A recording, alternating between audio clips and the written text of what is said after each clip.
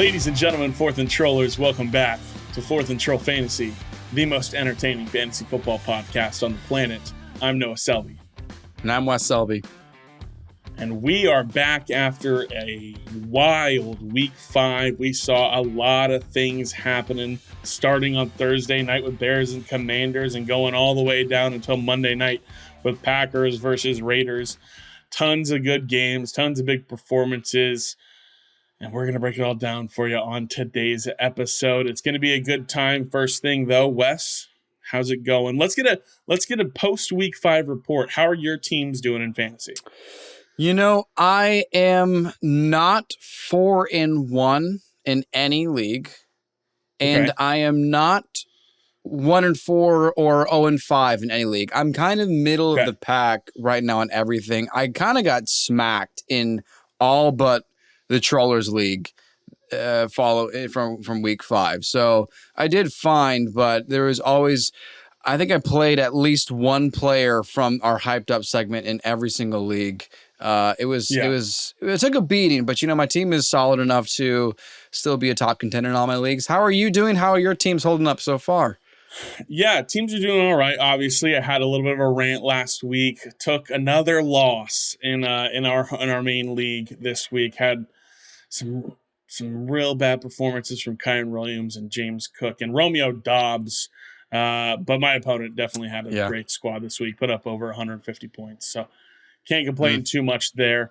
It's definitely not easy. I will say it's a new feeling for me because in my work league, which is I will say, not to flex, but it is my highest payout league that we have. It is a $500 pot at the end of the season, which is pretty cool. Shout out to my company. They're matched everyone's buy-in, so that was pretty cool. Wow. As part of just the fun of bringing people together and whatnot. I'm 5-0 in that league. It's pretty sweet, dude. It's pretty exciting to be 5-0 there. It's pretty awesome. Run down your team just a little bit. Here, you're doing it now. Yeah, I'll pull it up. Jalen Hurts?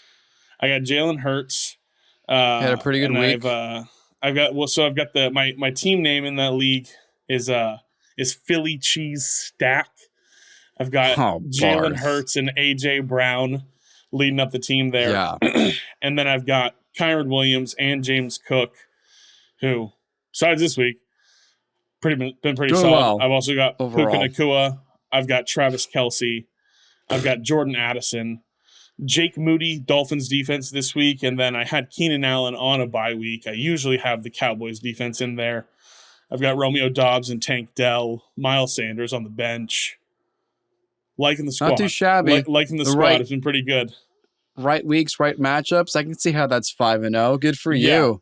Yeah, it's been pretty. I've had some pretty huge games from people. My lowest scoring week was 126 points in week 1. Ooh. And since then, I went 148 points, 151 points, 197 points in week 4, and then 141 this week in week 5. The team, I've been saying to all my coworkers, I've never put together a team like this, and so it feels pretty good to be 5-0. It's exciting, but besides that is very cool. Shout out to one of our listeners in the Trollers League, Harrison. He and I had a matchup this week that I won, scoring like 104 points, just because he had a tough go with bye weeks this week, some tough starts to make multiple players with zeros. So I'm somehow 3-2 in that league after trading away Garrett Wilson after week 1, after losing Nick Chubb. And after Miles Sanders not being what I wanted him to be, I'm somehow 3-2. I've made it to 3-2, so we're holding strong there. You're holding it together. Winning record. We are, and it's when we move on. We have more weeks, and we look for more wins there. But hey, we have an awesome show for you guys today. Tons of big performances to talk about. Some Fluke for real to go over. Waiver Wire, obviously, and then a little bit of Thursday Night Football preview with an AFC West battle that we're looking forward to. Before we jump into all of that, though, make sure you're following us on all our social media below. We're dropping clips all the time. Some of them go viral. Some of them come back to bite us. We have fun with it no matter what it is. We're going to talk about that in a little bit for sure. Make sure you're following us all down there. And while you're there, subscribe, ring the bell, drop a comment, let us know how you did this week, where you're at with all your leagues. And let's jump into the news because there's some things to talk about. Someone got paid this weekend out of nowhere. Let's talk about it because there's some things to discuss. Yes, that player that got paid is Jonathan Taylor, who signed a 3-year extension for $42 million running back dollars, making him one of the highest paid in the position in the NFL. Of course, we got to see a little bit of game action, but of course, another running back performed very well. So we'll see. And we'll talk about that in our Fluke for real. But he got paid. Seems like things are okay there in Indianapolis between JT, Jim Irsay, and the rest of the Colts organization. Speaking of the Colts organization, they're going to be without Anthony Richardson for at least next week. They are already flirting with the idea that he's going to be placed on IR because in his throwing shoulder, he suffered an AC joint sprain. I think he left before halftime. He's for sure out next week. Gardner Minshew is going to start, and we'll see just how long he will be the starting quarterback for the Colts. That definitely changes a lot of that offense, especially with how often they call Richardson to run and their play calling. Couple of injuries to track. So far, we don't have any complete timelines for these big-time players, so keep a tab on them, starting with Daniel Jones, who suffered a neck injury against the Miami Dolphins. He was ruled out at the end of that game, probably because they were also losing pretty bad. They are optimistic that he will be able to play for Monday night, but keep a tab on that. Keep a tab also on Travis Kelce, who's playing Thursday night. We'll talk about the Chiefs on our Thursday night preview. He suffered a low ankle sprain, did go back in the game, but they're going to monitor the situation because if they practiced Monday, he would have sat out and would have been did not practice officially. So obviously, with what he already dealt with and missed week 1, they're going to keep a very close eye on how he does. James Conner left with a knee injury on Sunday as well. He's expected to miss, quote, a little bit of time. That sounds like multiple weeks. It definitely sounds like he's missing next week. The running back, his name is Amari DeMarcado. I believe that's how it's pronounced. He is the running back fill-in for, shrug, they got close enough? Close enough pronunciation. My guess was DeMarcado, but I also was just going DeMarcado, phonetically, so I have no idea. Can someone type in the comments? Yeah. Cardinals running back 2. Could someone phonetically type it out in the comments? Let us know how we're supposed to pronounce that. But anyway, you've probably seen him on the top waiver wire ads of the week. He's going to fill in for James Conner while he's out. Justin Jefferson suffered a hamstring injury, and there's no official update on what that looks like. It is plausible that he misses this week. They're awaiting tests to have any kind of confirmation. Maybe by the time you're hearing this, you'll know, but we'll definitely talk about it Thursday or Friday morning, rather. Last piece here, Devon Achane also apparently sustained a knee injury on Sunday against the Giants game. They're also waiting for further evaluation to see if there's any kind of setback for him. That's it for the news. Let's jump into hyped up and let down from a pretty good week 5, my guy. Pretty exciting week 5, and we got to start out here with Ja'Marr Chase. We come out, we drop a take, we drop a TikTok, 55,000 people see it and tell us we're all insane because we're saying, hey, Joe Burrow looks bad. We don't know when he's going to be healthy again, and that's affecting the offense. And Ja'Marr Chase looks bad. You should trade him away. I don't know. Should we trade him for Jalen Waddle? Will we trade him for Jacoby Myers in a piece? And then we go out on the limb there and drop the hot take that, hey, I think we would trade Ja'Marr Chase for Nico Collins right now. And oh boy, y'all had words to say. Apparently so did Ja'Marr Chase. 52.2 fantasy points, 15 catches on 19 targets, 192 yards and 3 touchdowns, 19 targets. I think Joe Burrow heard him say, I'm always open. Because, he threw him the ball so much. It was pretty ridiculous to watch. And Wes, we could do nothing but laugh about it. I mean, as the game went on, as people came at us and people came back to the TikTok and, took their victory laps, we just, guys, the irony. It's just the timing is ridiculous. It's just the whole reason was because we thought Joe Burrow's calf injury was serious. And then after they get blown out by Tennessee the week before, he's like, my calf is fine now. It's like, I don't know. Did you check the scoreboard? Looks pretty bad to me. That's where we came from. We just thought, was it worth waiting? And oh my gosh, it's the best stat line of the season. Yeah. It's the most points anybody scored. Just ridiculous. Come on. The irony of a career fantasy game for Jamar Chase. The week after we dropped that take is honestly hilarious. And, we take the L. We hold the L here. We live by our takes. We die by our takes. It's pretty funny. What if he saw it? I know. Yeah. What if Jamar Chase saw that and he was just 55,000 people saw the TikTok. Maybe he was like, oh, okay. All right. Yeah. He shows Joe. He's like, apparently after the game, he tweets out 7-Eleven. Just always like the gas station, because he's always open. Always open. What a performance for Jamar Chase. It was just, if you held on to him, congratulations. You're excited, and hopefully there's some more of that to come. We're going to talk about Joe Burrow and Fluke for real, because there's some conversation to be had there as well. But another guy hyped up, Travis Etienne, on a Sunday morning in London. 36.4 fantasy points. He was a freaking beast. 2 touchdowns, 136 yards, 4 catches for 48.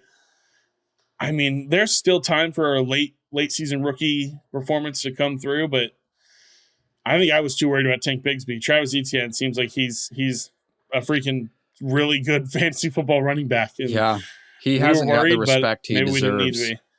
Yeah, hopefully this starts it up, because as 36.4, there you go. Hopefully helped you win your week.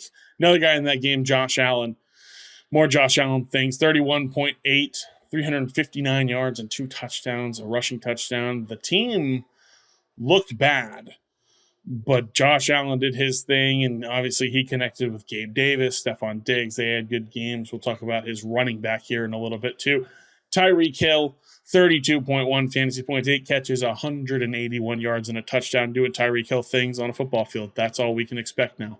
He's a beast. He could have gone 101. There you go. Hey, you mentioned Jonathan Taylor getting the contract. He's ready to come back and ball out, right? How about 15% of snaps in his first game back after getting a massive contract for a running back? And you know who took those snaps away from him was Zach Moss. 33.5 fantasy points against this incredible Titans run defense. 23 carries for 165 yards and 2 touchdowns. Brought in a couple balls for 20 yards as well in the air. I was watching Red Zone.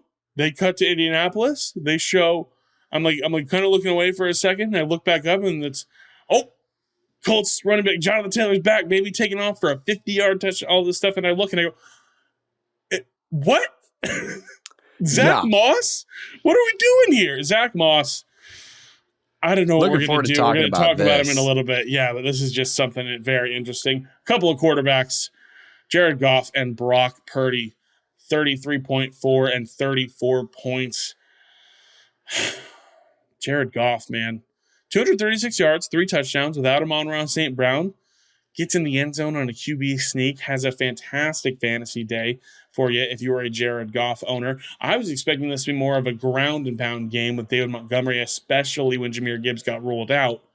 David Montgomery had a fine day, but Jared Goff, solid fantasy performance for you. And Brock Purdy, 34 fantasy points, 252 yards, and 4 touchdowns.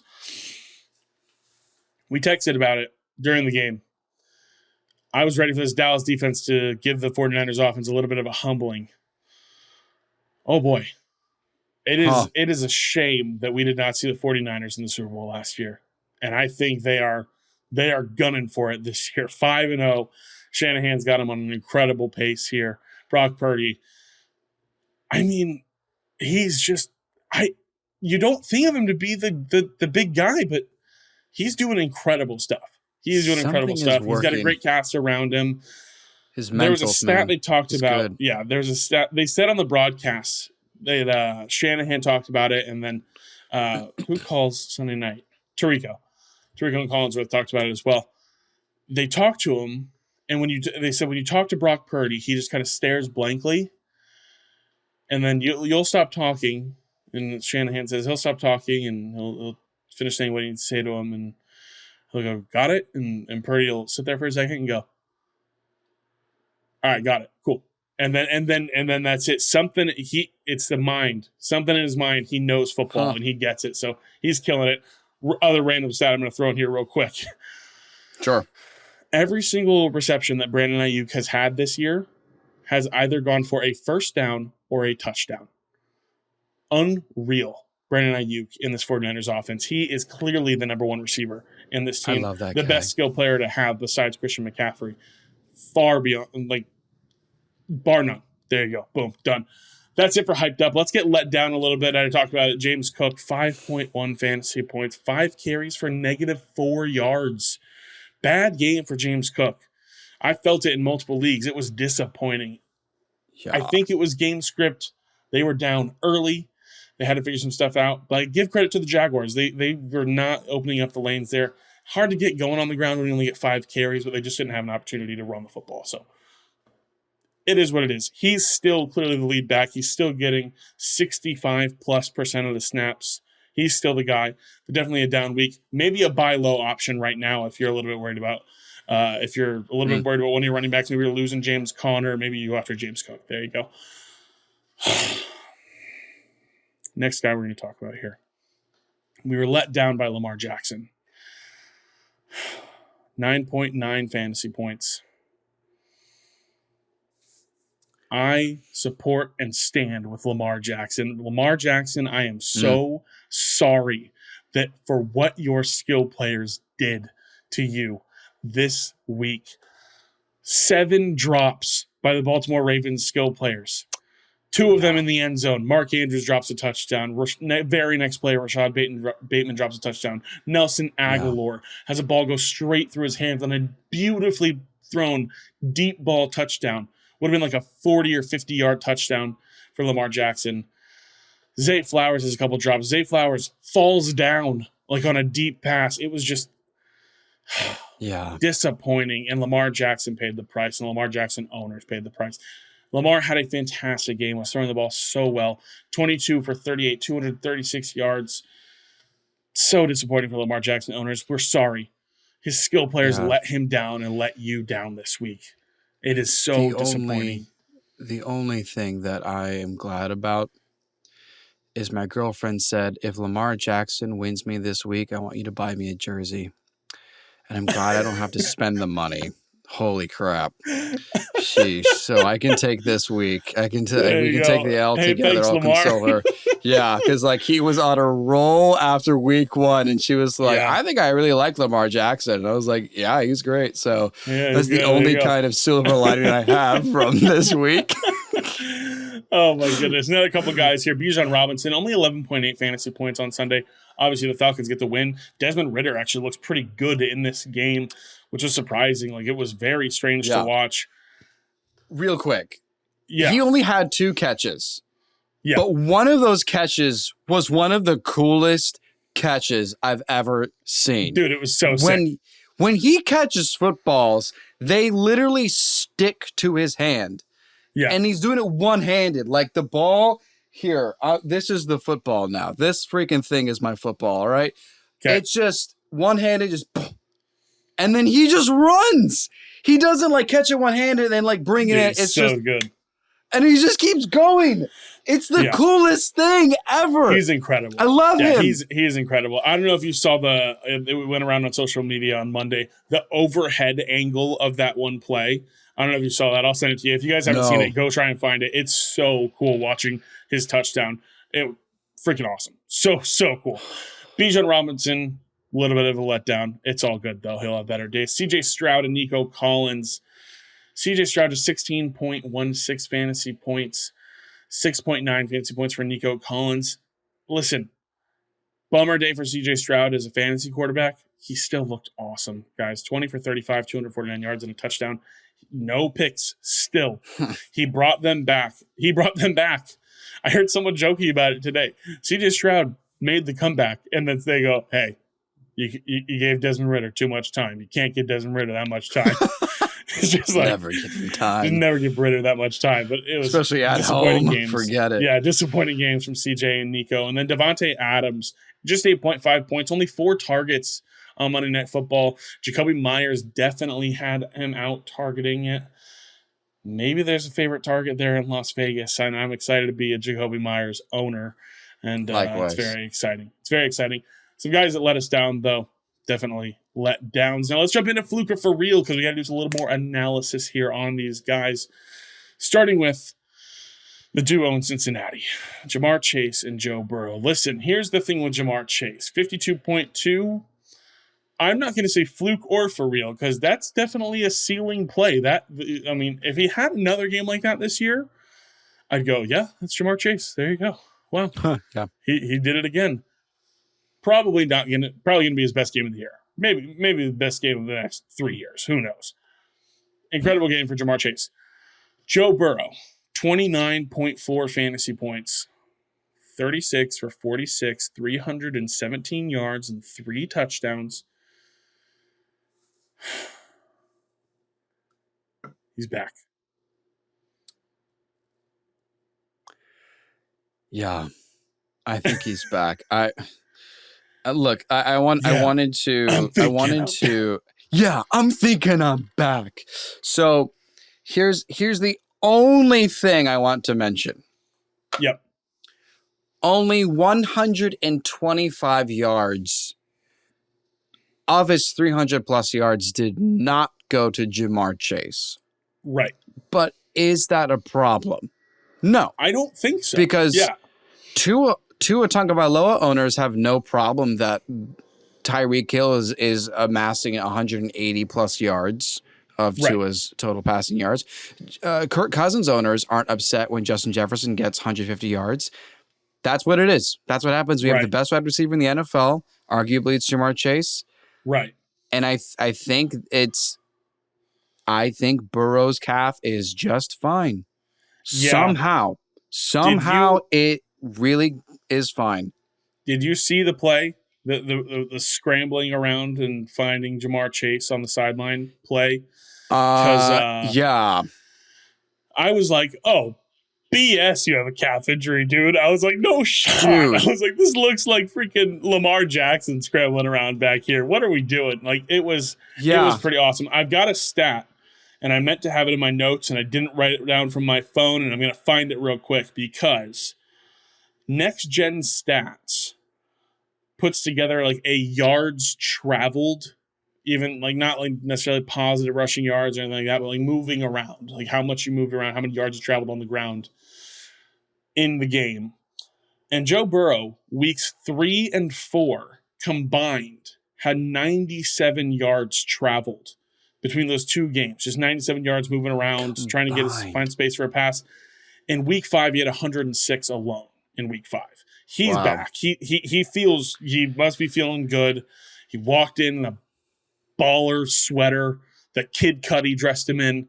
And my goodness, he looked good. He played good. He felt good because 30 fantasy points is, I think he's back. I think he's here to stay. And maybe you want to sell high. Maybe there's somebody who's really buying in on Burrow again or whatever. Maybe, I don't know. But I'm thinking Burrow's back here. And I think he's here to stay. Hard to argue. Should be good. And hey, and they get T. Higgins back. Should be even better.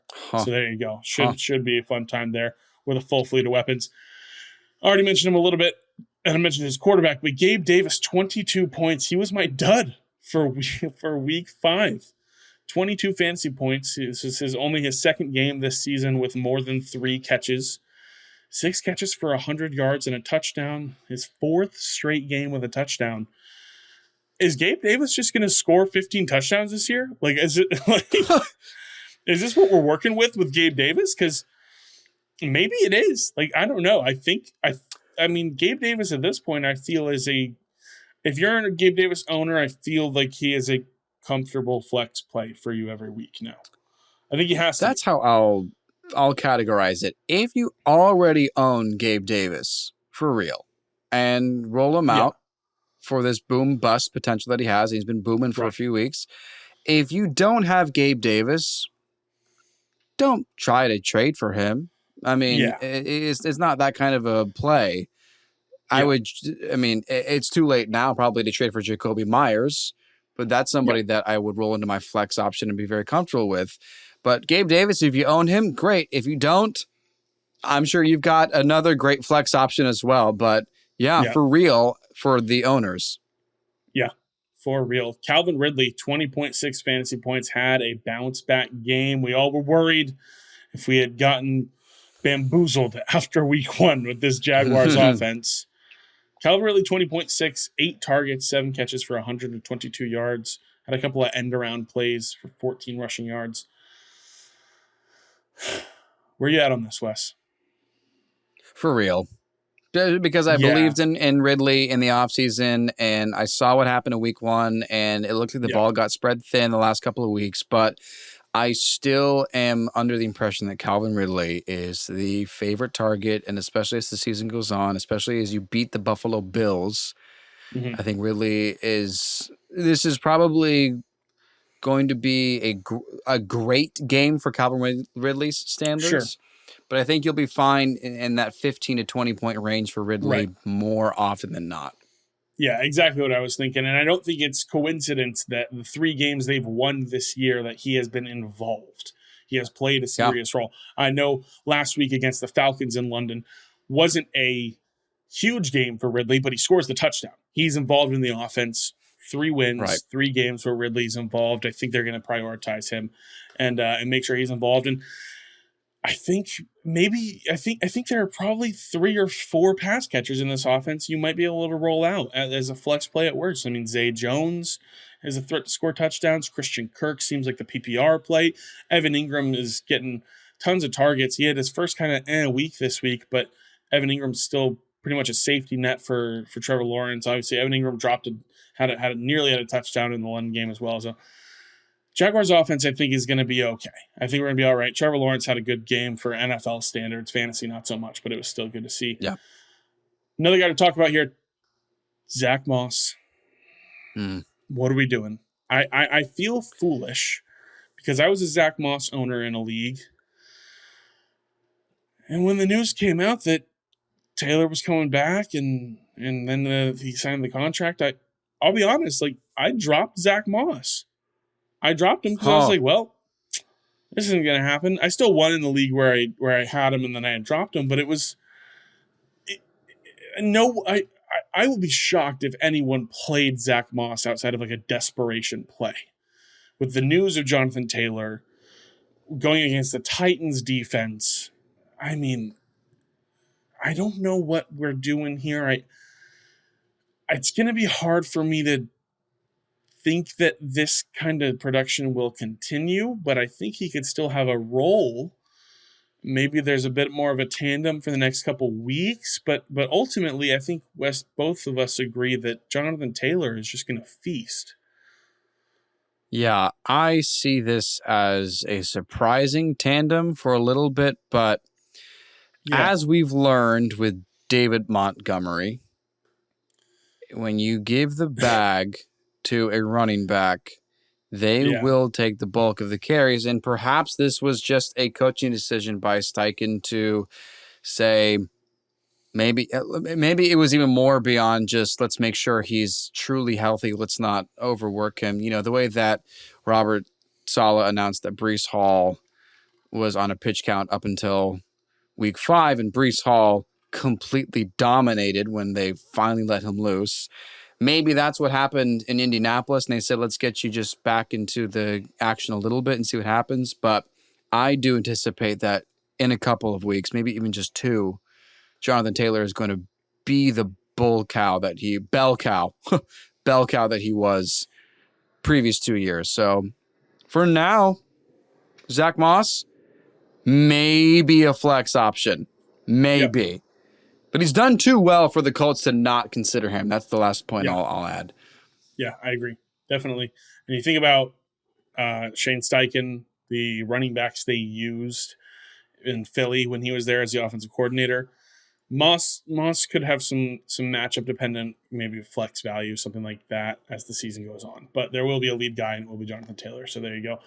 Someone who might be losing their lead job is Derrick Henry because Tajay Spears, 16.9 fantasy points, 7 carries for 34 yards and touchdown, 4 catches for 35 yards. I'm starting to think this is for real. I'm starting to suspect that somebody somewhere in the Titans front office is saying, look, we got to see what we have in this rookie we drafted because we're not winning with Derrick Henry. I remember clearly a good friend of mine who was a Raiders fan when John Gruden was the head coach there the second time, and they trade away Khalil Mack to try to get some good picks. And everyone's like, hey, what are you thinking? And he goes, well, we're not winning with him. So let's see what we can do in the future. And I think there were some trade speculations in the offseason of what may happen to Derrick Henry. Fluke or for real for Tajay Spears this week or for like next week? Fluke. Don't start him next week. But maybe put him into like your waiver priorities and see if you can get him, or maybe get him Wednesday morning after the waivers have gone through. Don't maybe spend a priority or fab on him in that kind of way. But tide may be shifting over here in Tennessee. It may be, yeah. I'll just go snap share for Derrick Henry, 59%. For Tajay Spears, 53%. Spears out-carried him 13-7. Derrick Henry had 2 more targets than him. Derrick Henry with 5. Tajay Spears with 3. I don't know. This is something to watch here. This is something to watch for sure. We're gonna have to keep an eye on it. Yeah. Another guy here in that same game, Josh Downs, a guy that we're going to talk about here in a little bit, 15.7 fantasy points with Gardner Minshew coming in as the quarterback for the next few weeks. Take it away, Wes. Fluke for real. I love you, Josh Downs. Please like and subscribe to Fourth and Troll and be on the show because I want to talk to you. Yeah, that's for real. I love the guy. That is for real. And you as a rookie wide receiver are just shy of 100 yards with 2 different quarterbacks in the center in that same game. Yeah, you're no joke. 6 catches, 6 targets. It's not too bad. I know there's Michael Pittman on there, and they've got some other talented tight ends and other players to get the ball to. And Jonathan Taylor's back.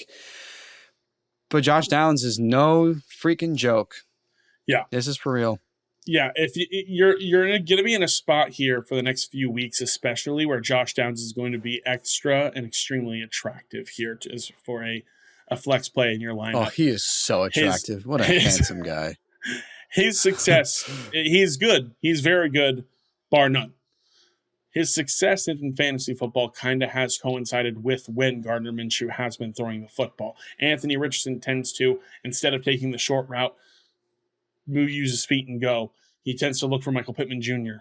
That's not usually what Gardner Minshew is going to do. Gardner Minshew enjoys finding the guy short and letting him do work. Josh Downs is that guy. This is for real.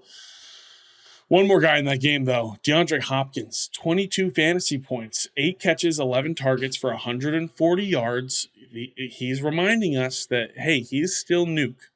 He's still that guy. He looked really, really good. They lost, but 11 targets for DeAndre Hopkins is something for real here. What do we think with DeAndre Hopkins?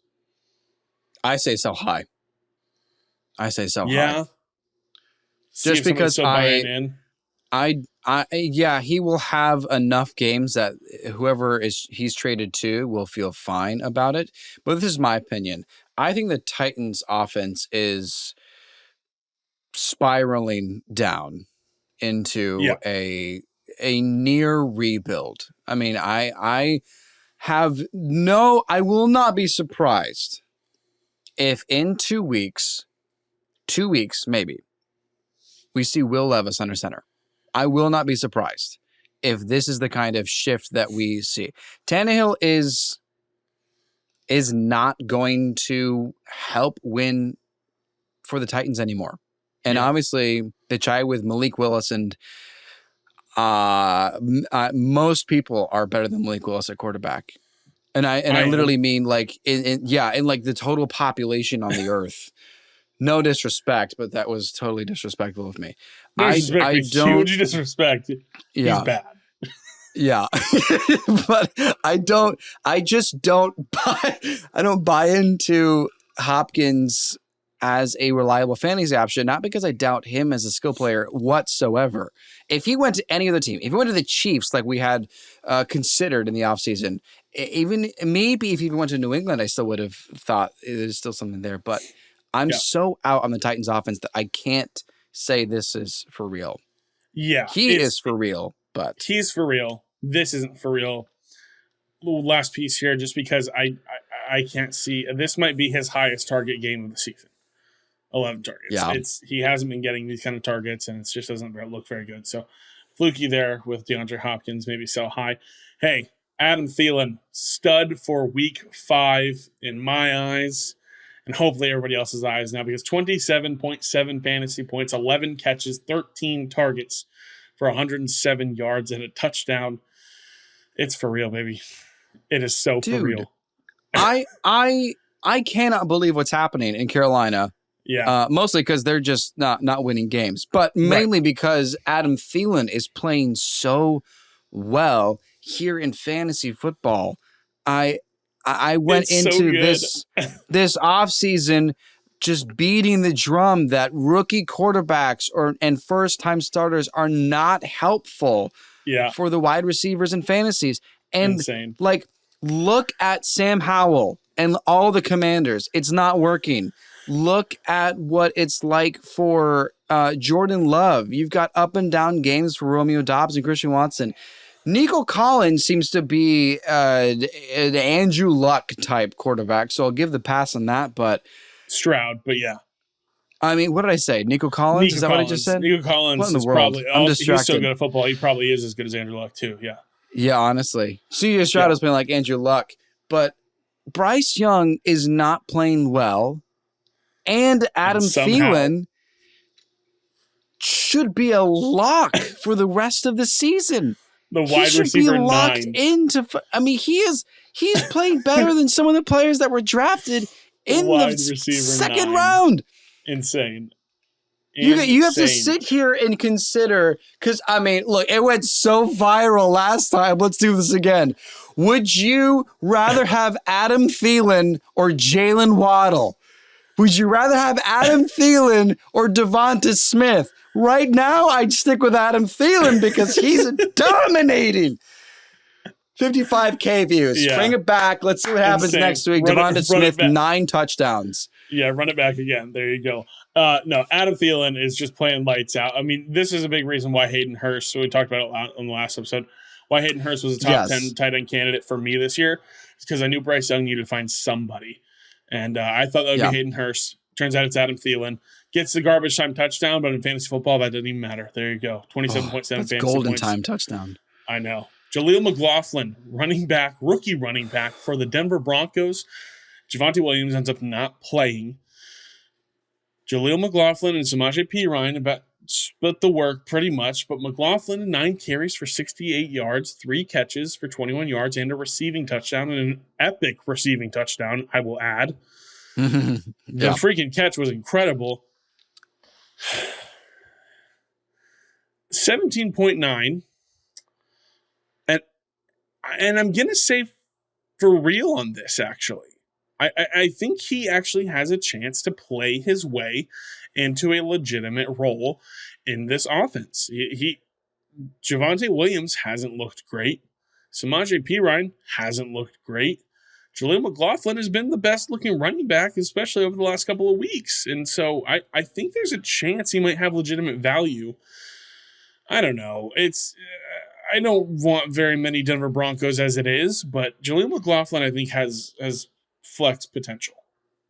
You know what this reminds me of, and it's such a shame because you know how big I was on Javonte Williams last year. I thought he was going to be top 5, and he was on pace for something special last year. But it reminds me of Michael Carter in New York on the New York Jets. Michael Carter showed something really special his rookie year, but he was just not on a good team.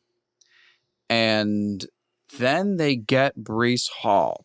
And I remember when we were talking about Breece Hall and Michael Carter, and you're talking about the combine grade and whatever it is where he was like 99% the greatest football player of all time for Breece Hall. And I started to feel like that wasn't it, because Michael Carter looks so good. And you said something that has still stuck with me. You texted back, yeah, Michael Carter may be good, but they still drafted Breece Hall. And that is, I think, maybe what has happened. Coincidentally, Michael Carter and Javonte Williams both went to UNC. Maybe this is just this effect that has happened. I think Javonte Williams might have lost, not totally, it might be a tandem, it might be a three-headed backfield, but what I see from Jaleel McLaughlin's stat line, more than him being for real, is Javonte Williams is a fluke for fantasy this season. Yeah, it feels that way for sure. It definitely does. That is hard to say. To say the least, yeah. George Pickens, 26.6 fantasy points, 6 catches for 100 yards. 6 catches for 130 yards and a touchdown. Fluke, I think. I know he can do this again, but it's just like what happens when Deontay Johnson is back. Like, I know Pickens is good, but and I have Pickens in, I think, like 2 leagues, and even after seeing this, who intentionally drafted him thinking, yeah, this can happen, even I'm still like, I don't know if I just roll him out again. It's gonna be matchup circumstances. It's gonna be different when Deontay Johnson's back, who could be back next week or the week after that. We don't really know the timeline still, but he's it's around that time when he's supposed to be back. I mean, heard his name a little bit, but I don't know, maybe say Fluke. Yeah, I think it's fluky, and they've got a bye week this week, and then I think that's why Deontay went on IR, is because they had an early bye week, and so I'm expecting Deontay Johnson back by week 7, and I just think I think it's going to be I think Kenny Pickett is going to end up trusting Deontay Johnson more, so I think that's where that's going to go. But Pickens obviously has the big playability, had the long touchdown. That's what happened. Matt Canada was pissed off. I don't know if you saw that angle. That was hilarious. He's pissed off. Did you see this? Matt Canada, their offensive coordinator, I think Kenny Pickett checked the play at the line of scrimmage. So they called in a play. He got to the line, checked the play, saw Pickens was one-on-one, and took the shot. And I guess the play was designed to do something else, because the shot, the shot in the box, down in the corner here, where you can see that play is going on, and Matt Canada is sitting there. And everyone in the background is going crazy when they score the touchdown. Matt Canada is just... it's ridiculous. I don't know what's going on in Steelers fans hate Matt Canada. They're so sick of him. Can you imagine that kind of play happening, and you see Matt Canada again? Oh my gosh. People are like, Steelers fans are actually trying to get into Mike Tomlin's DMs and messages and say, fire Matt Canada. Like they cannot stand him. Yeah, fire Canada is being chanted at the stadium. Who chants for a coordinator to get fired at a stadium? Yeah, how bad do you have to be? That is absurd. It's so bad. So bad. Thank you for sharing Jordan, this. You're welcome. Jordan Addison, 18.4 fantasy points. For real, baby. He finally, I believe, is passing KJ Osborne on the depth chart. They ran the same amount of routes. They had the same amount of targets, they ran the same amount of routes. They did not have the same amount of targets. Jordan Addison, 18.4 points, 6 for 64 and a touchdown. If Justin Jefferson is not playing this upcoming week, Jordan Addison could be in for a big one. Whenever Jefferson went out, that game was close. Game on the line, 1-score game. Kirk Cousins was looking at Jordan Addison towards the end of that game. So that was at. Justin Jefferson's on the sideline. Who do you go to when you don't have Jefferson? It's Jordan Addison. Looks pretty good there. That's for real. Desmond Ridder, 21.2 fantasy points. Fluke, fluke, fluke, fluke, Fluke, fluke, fluke, fluke, fluke, fluke, fluke, fluke, fluke, fluke, Fluke. Do it again, mofo.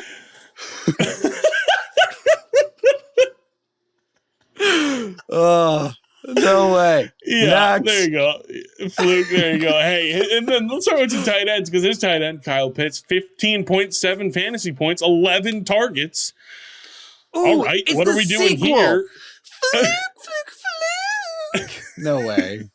No way, man. I don't know if you can have confidence rolling Kyle Pitts back out into your lineup, so good luck. Do it. Both of you guys do it again. And then we'll seriously talk about it. There you go. Dalton Schultz. Hey, he showed up to play football, I guess. 7 catches for 65 yards and a touchdown. Fluke. That's a fluke. There you go. And then Darren Waller. 16.6 fantasy points. Best game of the season. Hold on. Yep. If Tyrod Taylor plays next week, roll Darren Waller out.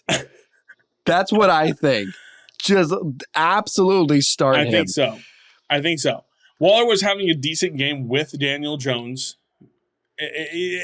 16.6 from a tight end is great. You feel great about that. Maybe this was the confidence boost. Maybe practice this week was just Dable with a megaphone in Daniel Jones's ear going, Waller! Yeah. Waller! Waller! Darren! Maybe, I don't know. I don't know if that's what that was. But I hope, if I had to guess, it was something like that. Because there you go, 11 targets for Darren Waller, 8 for 86. He ended up, there was a shot to the end zone where he could have brought in like a 30-yard touchdown too that would have made the week just fantastic. Couldn't haul it in, but the shot was there, and so it's exciting to see. It looks like he is maybe going to be a little more featured in this offense. Let's keep rolling him out. I feel good about it. So there you go. Let's jump into some of the bad here because we had just a few names to break down. Jonathan Taylor, we already talked about it. This is a fluke with 4.4 points. He only played 15% of snaps. He's going to be more involved as time goes on. They did not pay him to play him for 15% of snaps. There you go. That's that. So, fluke. Devontae Smith, 1 catch for 6 yards. It's a fluke. But I'm about 1 game away from saying it might be for real. It's surprising to me. Obviously, and all you trollers that were with us in the offseason know how high I was on Devonta Smith. I thought this was going to be such an incredible season for him. And it still can. The season's still young. He could get rolling. And he did last year towards the end of the year. At the end of the season, he was destroying all people in fantasy. I lost in the semifinals because of Devonta Smith against the Cowboys. He destroyed.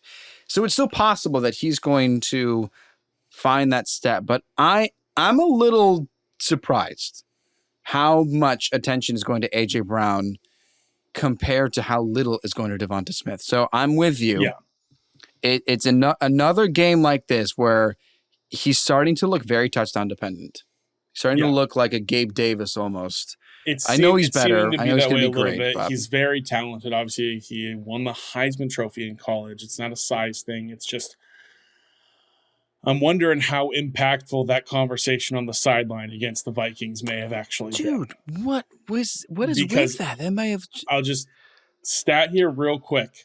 Since week 3, so week 2 was that game against Minnesota. Since week 3. AJ Brown, 35 targets.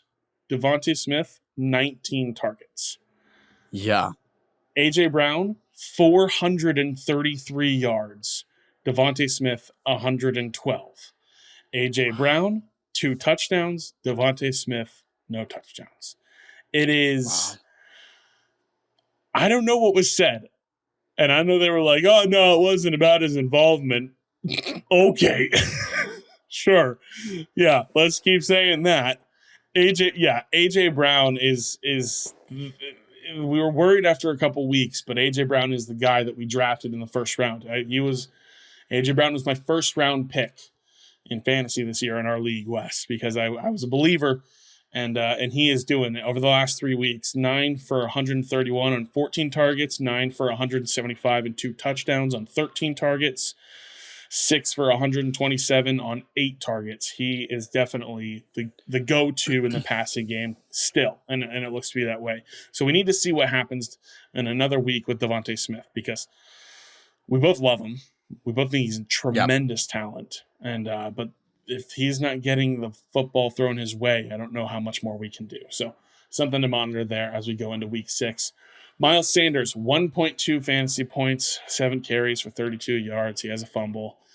Tough matchup. He was somebody that I was actually benching where I could because I knew the Lions had a good run defense, but I think this groin injury that he's supposedly fine from is not something he's so much fine from. Chuba Hubbard is getting work and is seeming to get more work and will continue to get more work than Miles Sanders, I think, until this groin injury goes away. I mean, I know they said he was fully healthy, but maybe it was just a bad week, bad matchup, but it's definitely a timeshare here, and Miles Sanders is not what we hoped he would be. So 1.2 is probably a fluke, but he's probably a touchdown-dependent flex play at this point. You were higher on him than I was in the offseason, so for me, I'm willing to say this is for real, but it'll definitely be matchup dependent for Miles Sanders going forward. Yeah, 100%. Definitely. Jameson Williams on the other side of the ball. First game back, 2.2 fantasy points, 2 catches on 3 targets for 2 yards. They had designed plays for him. They were there. Just didn't end up working out. There will be better days ahead, I'm sure. But I don't know. I'm not looking to roll him out next week just because I'm like, oh, he got his first game back under his belt. There you go. So gonna have to wait and see on Jameson Williams. Derrick Henry, we already talked about Tajay Spears. Derrick Henry, this is looking like it's for real. We're gonna have to see. Maybe he gets traded. Maybe he goes somewhere. But 9.2 is not great, especially when you drafted him where you drafted him at. Yeah, and I really think the back injury is playing a big deal. Did you hear about that? Yeah, he's got a back injury from carrying the team for the last 5 years. Doesn't he actually have a back injury though? He may have some kind of injury. I don't know if it's. I thought he actually had something this offseason that was bad. And I was like, oh, you're bringing that back up. Okay, all right. Well, okay. No, it's literally. I think he's literally being worn down. I think he has been worn down to the bone, and he may still be a Hall of Famer. It doesn't affect what happens this season or not, but like they have used up the last few drops of Derrick Henry, and they can't win a game. I mean, they've won twice, but that's for real. That's for real. Kyren Williams, 7.7 fantasy points, 13 carries, 53 yards. He still played 86% of the snaps. He's still that guy. I think this is kind of fluky, but I will say only 2 targets, 2 catches for 4 yards. This could be because Puka-Kupp is back. I'm not sure if we went, okay, Tutu Atwell scored a touchdown. Puka-Kupp still had 20 fantasy points. Puka-Kupp doesn't seem to be affecting those guys. I think potentially he's affecting the PPR value of Kyren Williams. I think that could be where we're at with this because there are guys that are able to get more open down the field now that Puka-Kupp is back. There's less checkdowns having to happen, but I'm still rolling out Kyren Williams. He's got a great matchup this week against Arizona. I'm not worried about Kyren Williams. Maybe there was a little bit of the hip injury that like he didn't practice with last week, but they still were going to roll him out. He's still fine. He's playing over 80% of snaps. He's still the guy there. He's still good. So roll him out, but I think this was a fluke.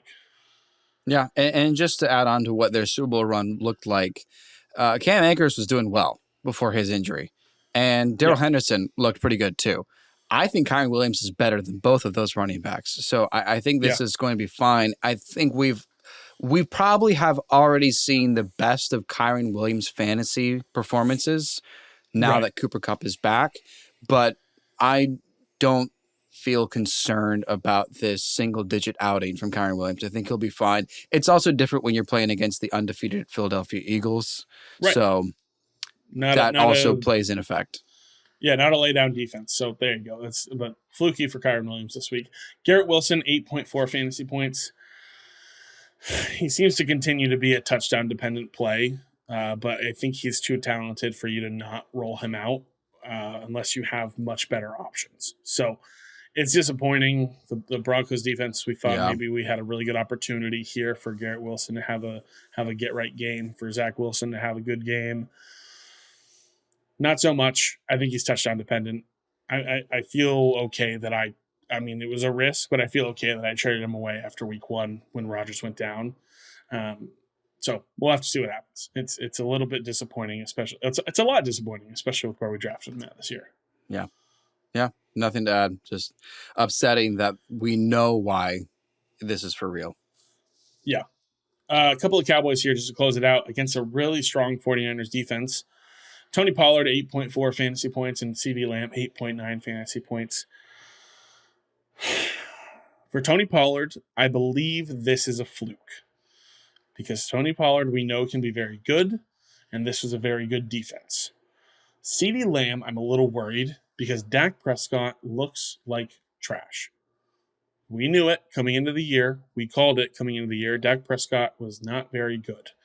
And we knew he wasn't very good, and we were worried about what was going to happen. And there was a reason now why Jake Ferguson is a known name in the fantasy football world. Because really, Dak Prescott needs a go-to. That's looking like it's Jake Ferguson. CeeDee Lamb he's doing his best with what he's being given, but the Cowboys' offense doesn't look very good, if I'm being honest. And I think you said it best, Wes. We didn't see it because we were distracted by how good and dominant the Cowboys defense was. We think about the New England game, 38-3, and we're like, oh yeah, Cowboys steamrolled. And then you're like, oh, they had 2 defensive touchdowns. Yep. Tony Pollard didn't look very good. It wasn't a very good game for CeeDee Lamb either. Like, all right. Well, this offense might not be very good. And I'm not going to say it, but the Chargers offense looks good, and the Cowboys offense no longer does. So we might see Kellen Moore get a head coaching job in the next couple of years here, because I don't know. It may be the scheme here, but the Cowboys offense just doesn't look good. So fluke for Tony Pollard, but flirting with for real for CeeDee Lamb, I think. I have nothing to add. I agree wholeheartedly, and it's 100% on Dak Prescott. In the fantasy world, this is, I mean, I know you still believed, we both still believed in CeeDee Lamb to be top 15, but this was why I bumped him out of my top 10, because I did not like all of this. Yeah. That's it. Fluke for real. Could come. Yeah. Fluke for real. Wrapping up here. Let's jump into our waiver wires real fast and then do a quick Thursday night preview. Wes, take it away. I know you're excited. We've talked about him a little bit, but let's go for it. Okay, it's Josh Downs because I love you. No, but it really is Josh Downs because it's not just going to be this week, but it is this progression of how he has been with the Indianapolis Colts, but specifically for at least this week, possibly the next 4 with Gardner Minshew. Josh Downs looks great. He is playing great with both these quarterbacks because he's already played with Gardner Minshew, because Anthony Richardson has already missed a lot of quarters of football. Josh Downs is fantastic, and let's just celebrate the fact that we talked about Josh Downs a couple weeks ago, and you pointed him out in the breakout idea. Get him before you can, and he's still not heavily rostered, but if you did acquire Josh Downs when Noah said to, you're feeling good. I know I did. I also drafted him because I just like him this much, but Josh Downs is a fantastic option, especially if you're looking for bye week fill-ins, especially if you're disappointed by some of your players. I'm head over heels for Josh Downs, but there's legitimate reason for why he should be a waiver wire ad this week. Yeah, legit. There you go, Josh Downs. Wes, you've got him. You drafted him in our dynasty league. And now you've got a guy that you can throw into your lineup. There you go. Like it's Josh Downs is looking legit, especially with Gardner Minshew being the quarterback for the foreseeable future here with Anthony Richardson being out. I love it. My waiver ad of the week is Roshan Johnson. Khalil Herbert is set to miss a few weeks here. And obviously we're waiting on news here from James Conner to figure out if he was going to miss time. I think both of us could agree Amari DiMercato is a guy that you definitely should have at your in your waiver priority. I think he's definitely there. He's going to be a guy in this Cardinals offense. We've seen how they use James Conner. Amari DiMercato scored against the Bengals. He seemed to be the bell cow whenever James Conner went out. He's a guy that's there. But Roschon Johnson, Khalil Herbert's set to miss a few weeks. And we've already seen Roschon Johnson be involved in this offense a little bit when it was terrible. And now the Bears might have figured something out. Roschon Johnson did have a concussion that he went out with on Thursday night. We don't know if he'll play this week, but I think Roschon Johnson is a guy that's worth having, even for later in the year when Khalil Herbert does come back. So if he is available for you on your waiver wire, I think he is definitely worth adding and spending some fab on or using a waiver priority on, because he will be a guy at least for maybe not this week, but the next 2 or 3 weeks after that, who could be a flex play in your lineup.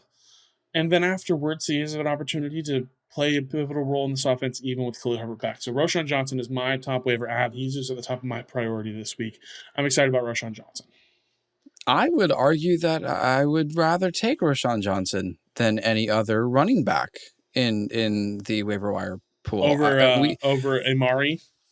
Yeah, just because we know what we're getting with Roschon Johnson. Sure. And yeah, it's the same thing with with Jerome Ford. Like, we know he already has proven that he can be a solid running back for the Browns in place of Nick Chubb. So it was such an obvious choice then.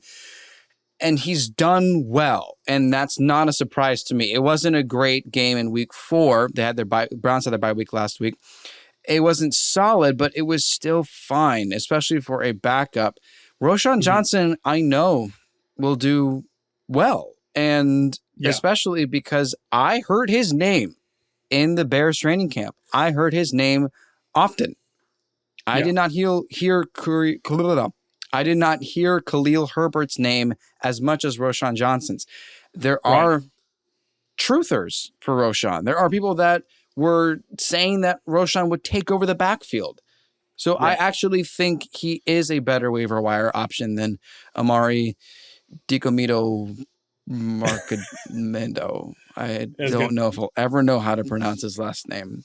I hope he is so good that, like Devon Achane, he announces how to pronounce his name. So that'll be fun. Yeah. Last piece on Roschon here is that for anybody who was worried that maybe D'Onta Foreman could come in place of Khalil Herbert, D'Onta Foreman has been a healthy scratch on this team the entire year.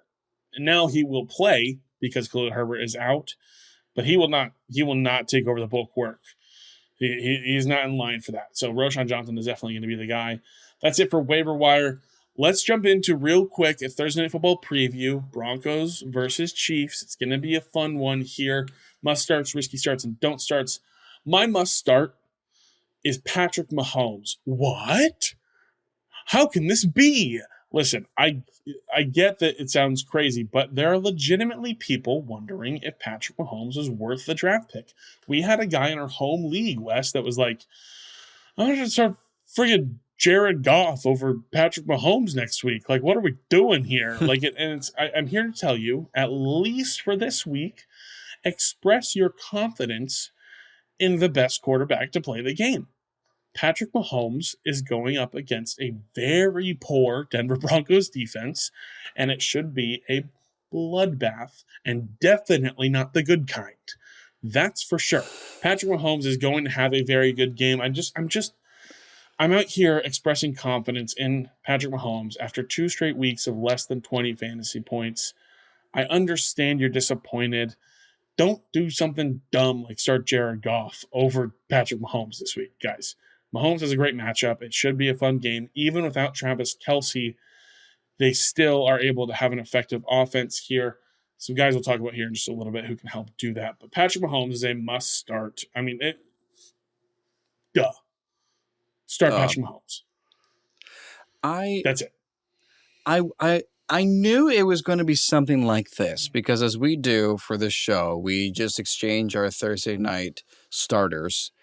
And you clarified, yes, I actually have a reason to express why people should start Mahomes instead of whoever they may have also. And I knew it was going to be about this as well, because it feels like he's not quite meeting his projections. Right. It feels like he's projected for like 25 points and he's like getting like 23 or 22. And then some weeks he's projected like 27 and it's like, again, like 20 or 21. He's still doing well, but the bar is so high for Patrick Mahomes that honestly people are contemplating selling high. Like, what if I swapped Mahomes out and I got, I don't know, Tyreek Hill or Justin Jefferson, like try to get the best of the best with Mahomes. So it's so funny that people, this is how we think of fantasy football. Like, why would we ever not start Patrick Mahomes? It's because he has yet to get like 35 points. And for us, he's that's yet to have like a big game. Disappointing, but it's also been a different receiving room. It's also been a bit. Travis Kelce's been a little banged up too, so I understand why the points aren't as big. But just keep rolling them out. Keep playing the best football player in the NFL. Yeah, it's been a little bit of a different offense that we've seen, and that rolls into your must start, Wes, because you've got a guy here on the Chiefs offense we got to talk about that you're saying keep him in your lineup for Thursday night, and it is Isaiah Pacheco. Roll him out. Keep starting him. The amount of carries he is getting as a Chiefs running back is solidifying. I mean, it's almost the kind of workload when you think back to early Kareem Hunt days, or if you go even further back, it's like Jamal Charles. I don't think Isaiah Pacheco is quite as great as Jamal Charles was because he was incredible, but Pacheco is getting the workload, and there is no confusion or competition as to who is the starting running back. Jerick McKinnon had an interesting, exciting playoff run for fantasy last year, but that was almost exclusively through the passing game. Let's just remember, for anyone else that needs any bit of reassurance here, the Broncos let running backs run all over them. Yeah. We've seen it for 3 straight weeks. So please start Pacheco and watch him steamroll the Broncos. Yeah, 100%. He's the RB12 right now, in case anyone didn't realize that. I don't think I realized he was that high. I didn't either. He's the RB12 right now. Scored touchdowns in 3 straight games. I think this Chiefs offense is realizing they need to be scoring points in different ways sometimes, and they're allowing the ground game to do that. And he's getting a legitimate amount of carries. He's getting touchdowns. He's getting work at the goal line. He's breaking off touchdowns. And Khalil Herbert and Raheem Mostert and Devon Achane and Breece Hall all just went nuclear against them. So there you go. Isaiah Pacheco should have a great game here. Also, just something I saw someone talking about. Isaiah Pacheco plays the Broncos twice in the next 3 weeks. So maybe he's a trade target right now if you want to get a running back in your lineup who's going to go crazy for you. I saw somebody on TikTok talking about that. It was pretty funny. My risky start for Thursday Night Football is Rashee Rice. I know we don't like to talk about other pass catchers outside of Travis Kelce in this Chiefs offense, but Rashee Rice, drafted highly as a rookie in this past year's draft, 5+ targets in 4 of 5 games this year. I know 5 targets isn't a ton. It's not 11 for like DeAndre Hopkins. It's not 19 for Jamar Chase. But 5+ targets when you are in competition with Travis Kelce, 4 targets in an offense is pretty good. Rashee Rice also has double-digit fantasy points in 3 of his 5 games this year. He is the leading wide receiver on the team. Sky Moore, non-existent. Kadarius Toney, non-existent. Justin Watson is the main competition with Rashee Rice for yards, targets, looks, stuff like that. He's a risky start either way. Broncos defense is bad. Rashee Rice should have a solid game either way. But if Travis Kelce does not play, he could be in for actually a really special day. We remember in week 1 when there was no Travis Kelce, Rashee Rice scores his touchdown. Now he's got 4 more games under his belt, more experience, more connection with Patrick Mahomes. Rashee Rice could be a very solid option. He's a consideration for me in a league this week for a flex player. I'm thinking about rolling him out here, especially if there's no Travis Kelce. So Rashee Rice, risky start. Could go either way, but I think he could have a decent game on Thursday night. And he scored Mahomes' first passing touchdown of this season, right? On Thursday night against the Lions. Correct. That was the week 1. And it was a head turner for us right away. It was like, were we not right on Rice? I mean, feels like maybe some of the other players, and then it turned out to be what it is. But there's something to be said about being able to identify the best wide receiver on the Chiefs offense right now. That is huge, because that was our whole point going into the season. Our very first regular season episode was about how untrustworthy and dangerous it is to play a Chiefs wide receiver because we can't tell who it's going to be. It does feel like Rashee Rice is emerging as the most reliable, and it will. Time will tell. That's what I'll say. Time will tell if he will be a consistent flex option. But it's much easier to roll him out against the Broncos defense that just they are so kind to offenses. They roll out the red carpet. They're like, the end zone's this way. Please, here you go. I'll run with you. Be our guest. Yeah. So sorry, Broncos fans. You're exactly right. Yeah, you're exactly right. Time will tell. We'll have to wait and see. And again, I think that also relates to your risky start, Wes, because he's on the other side of the ball here, but he's definitely worth talking about. Yes, I'm going to say that it's a risky start to plug in Jaleel McLaughlin. He's done well last 2 weeks. We just talked about him and Fluke for real. And we are both under the impression that it feels like he is more or less going to be the featured back for Denver. And he is playing successfully, and his yards per carry is looking really good, and he's doing great in the receiving game as well. The running backs over the since week 2, running backs against the Kansas City Chiefs are not doing very well. They do not do well. Week 3, Travis Etienne, 6.2 points. Week 4, Khalil Herbert, 3.5 points. Or that was week 2. Etienne was week 2. Khalil Herbert's week 3. Breece Hall, week 4, 9.9 points. And then last week, week 5, Alexander Mattison, 12.6 points. That's the best since week 1. They've buckled down. They saw what David Montgomery did to them, and they said, never mind. And they've won every game since.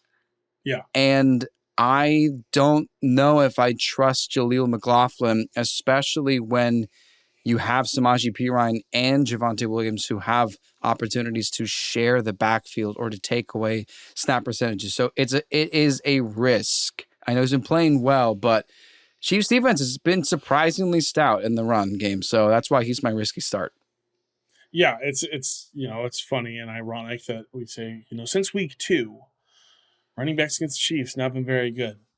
What happened in week? Oh, that's right. In week 2, they paid Chris Jones and he came back to play football for them. Yeah. So there you go. What This a Chiefs coincidence. defense is legit. Yeah. Chiefs defense is legit. The run defense is legit, and they're a good team. I believe they are ranked 13th against the run. Not great, but also still not a bad run defense by any means. So we'll definitely have to wait and see on Jaleel McLaughlin. That's for sure. My don't start is his teammate, Marvin Mims. I'm going to say don't start Marvin Mims. I know you may be in a desperate spot. You may need a ceiling play. Marvin Mims is not involved in this offense. He's yet to play more than 35% of snaps, even though it seems like whenever he is touching the ball, he does good things with it. He returned a punt for a touchdown against the Miami Dolphins. He had a long touchdown in week 3 and another long Hail Mary play in week 3 against the Commanders. And then this week they let him touch the ball on like a reverse end around play, and he was like, oh, here you go. And then he tried to hand it off to somebody and he just fumbled it away. So I think Sean Payton is an emotional coach, and I don't think he's going to involve him much in this game. And if I'm not mistaken, I believe after that fumble, we saw a different kick returner or punt returner for the Broncos after they're doing that, as Mims has been their key return man. So don't start Marvin Mims. There's not much to it. It's just he's not worth it yet until he starts to get more snaps. So not worth it yet. Keep him on the bench. Yeah, and do you think it's worth dropping Marvin Mims in exchange for someone on the waiver wire, or do you want to hold him out longer? If you have to, yeah, but I do see the path to Marvin Mims being a legitimate weapon on this offense, especially as we might be hearing some more trade rumors heating up about Jerry Jeudy, maybe Cortland Sutton. Marvin Mims was still Sean Payton's first draft pick for the Denver Broncos as their head coach. He traded up to get Marvin Mims. He's still going to be good. He may be better later in the season. So if you have a space to stash him, I would stash him. But if you got to drop him for somebody, like if there's an opportunity out there for you to get somebody that shouldn't be out there, maybe Tajay Spears, maybe Roshan Johnson, Josh Downs, whatever it may be, guys that you need immediate value from, you can drop Marvin Mims. I don't think with how he's playing, anyone is quick to jump to get him again. So you may be able to pick up Josh Downs, and then 4 weeks later, somebody else may be droppable on your team, and you can grab Marvin Mims back. So I think it's a wait and see thing with him. But fair enough. He's not involved right now. So let's jump into the last don't start here, Wes. It is Noah. Yeah, not you. Noah Gray, the backup tight end for the Chiefs, the tight end that plays when Travis Kelce doesn't play. And if Travis Kelce is ruled out for Thursday night, I don't care. Yeah. I don't care about Noah Gray. Patrick Mahomes does not throw to the tight end. He throws to Travis Kelce because Travis Kelce is the greatest tight end. He's the best playmaker in the whole team, and I was going to say in the whole NFL, but you can argue a lot of other players are better than him, but he's one of the best players in the NFL. Mahomes doesn't throw to the tight end. Noah Gray is not as good as Travis Kelce. You should have learned your lesson from week 1. That's not how this works. Don't start him. Don't start Noah Gray. Yeah. Easy as that. It's Travis Kelce thing, not a tight end thing. Patrick Mahomes, believe it or not, is not Dak Prescott. The tight end does not automatically get targets in the Chiefs offense. So are you kidding me? I know. Are you friggin' serious, dude? Are you friggin' serious, dude? Anyway. Haven't hit the gritty in a while. I know. There you go. Yeah, nice.